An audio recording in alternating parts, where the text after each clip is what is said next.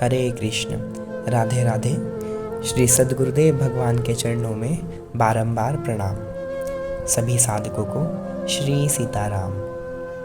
साधकों, हम भक्तमती द्रौपदी जी का जीवन चरित्र श्रवण कर रहे हैं। अब गतांक से आगे।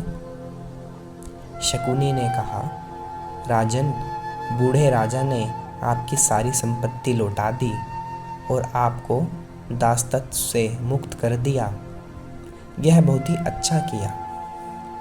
अब हम एक दूसरे प्रकार की बाजी लगाकर चौसर खेलना चाहते हैं। इस बार हम ऐसी बाजी लगा रहे हैं कि यदि हम लोग हार जाएंगे तो 12 वर्ष तक वन में रहेंगे, 13वें वर्ष में अज्ञातवास करेंगे। उस समय आप हमारा पता नहीं पा सकेंगे। यदि उस वर्ष में हमारा पता लग जाए तो हम फिर 12 वर्ष तक वनवास करें।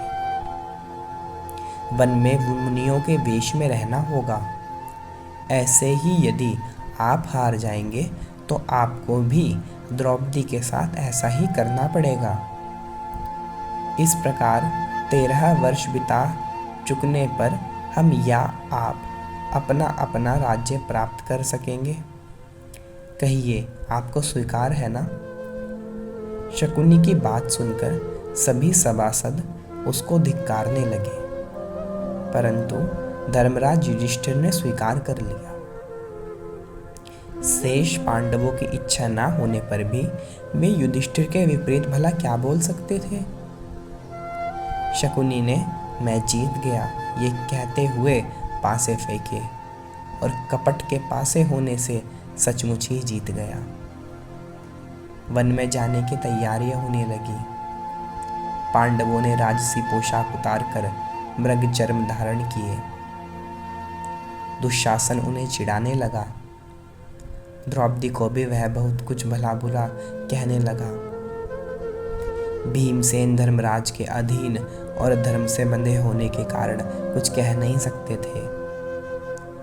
उन्होंने दुशासन को डांटते हुए कहा, दुशासन, युद्ध भूमि में मैं तुम्हें इन बातों को याद दिला दिलाकर मारूंगा।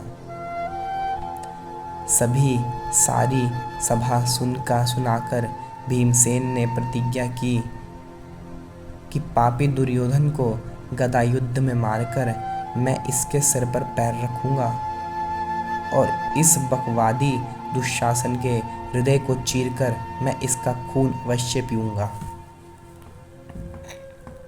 शीघ्र ही देवता लोग मेरी यह प्रतिज्ञा पूरी करेंगे।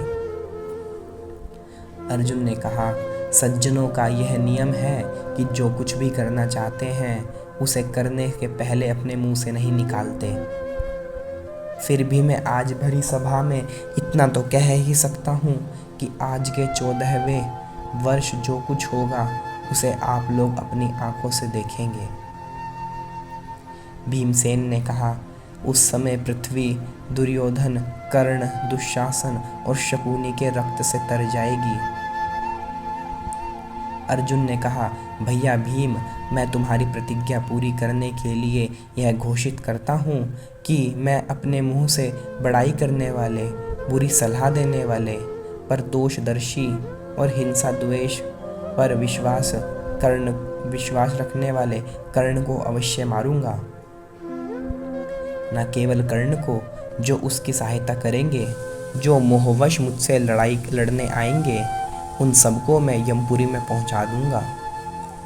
यदि आज के 14वें वर्ष के प्रारंभ में सम्मान के साथ हमारा राज्य हमें नहीं दे दिया गया तो मैं शपथ पूर्वक कहता हूँ कि चाहे हिमालय अपने स्थान से हट जाए, सूर्य प्रकाश देना बंद कर दे, चंद्रमा उष्णता की वर्षा करने लगे, परंतु मेरी प्रतिज्ञा झूठी नहीं हो सकती।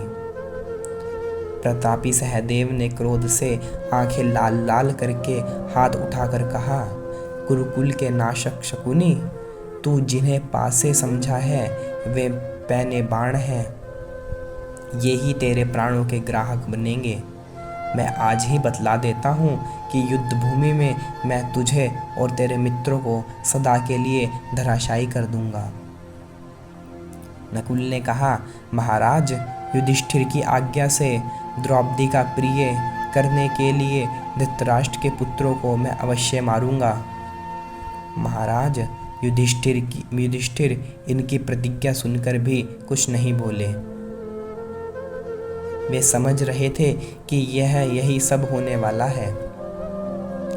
युधिष्ठिर ने पितामह भीष्म, द्रोणाचार्य, कृपाचार्य, सोमदत्त, बहलीक, अश्वत्थामा, धृतराष्ट्र तथा अन्य उपस्थिति नरपतियों को संबोधन करके कहा, मैं अपने भाइयों और पत्नी के साथ वन में जा रहा हूँ। आप लोग प्रसन्नता से हमारा प्रणाम स्वीकार करके आशीर्वाद दीजिए और हम सब सकुशल लौटकर आप लोगों के दर्शन कर सकें, ऐसी कृपा कीजिए। सब लोगों ने मन ही मन में धर्मराज युधिष्ठिर को आशीर्वाद दिया। विदुर ने कहा, युधिष्ठिर, आर्या कुंती बूढ़ी हैं, वे सदा सुख में ही रही हैं।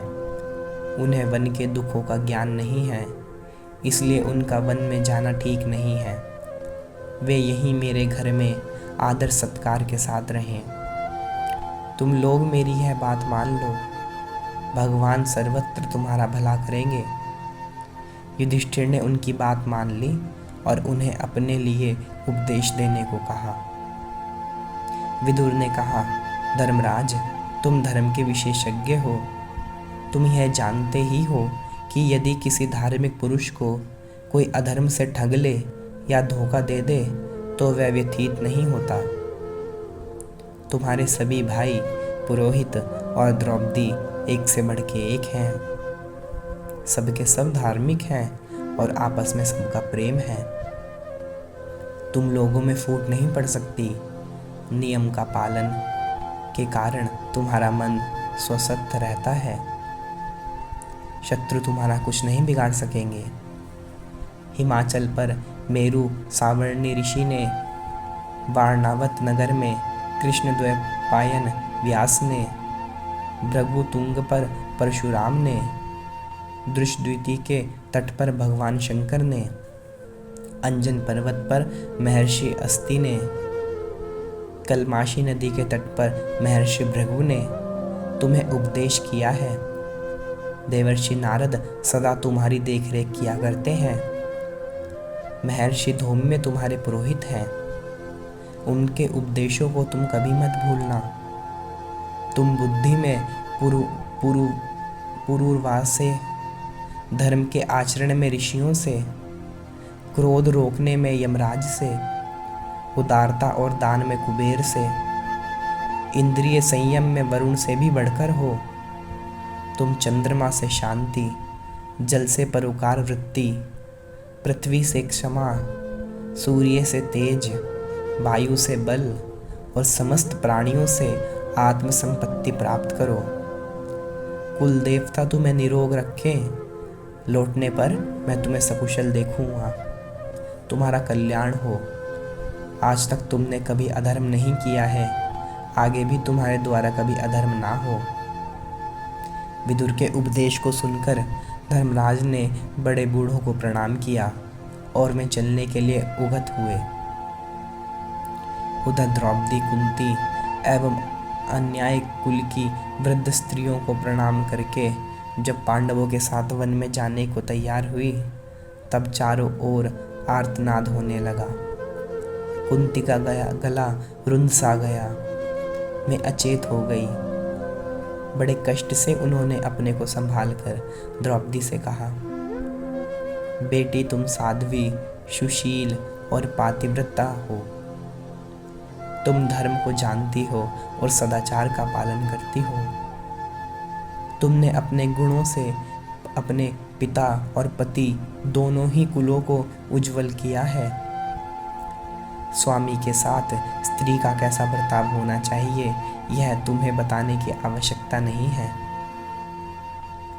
दुख में पड़कर कभी शोक से अधीर मत होना। मैं तुम्हारे मंगल की कामना करती हूँ। ग्लानि मत करना। धर्म और गुरुजन तुम्हारी रक्षा करेंगे। सहदेव का विशेष ख्याल रखना, वह अभी बालक ही है। एक अवस्था द्रौपदी ने कुंती की आज्ञा स्वीकार की। जब द्रौपदी आज्ञा लेकर बाहर निकली तब उसके बाल बिखरे हुए थे। द्रौपदी अपने पतियों के पीछे पीछे चलने लगी। विदुर ने कुंती को समझा बुझा कर लौटा दिया। यात्रा के समय पांडव भिन्न भिन्न प्रकार से चल रहे थे। युधिष्ठिर अपनी आंखें बंद किए हुए थे।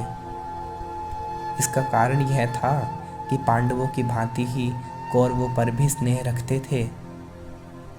वे सोचते थे कि यदि मैं क्रोध की दृष्टि से दुर्योधन को देखूंगा तो वह भस्म हो जाएगा।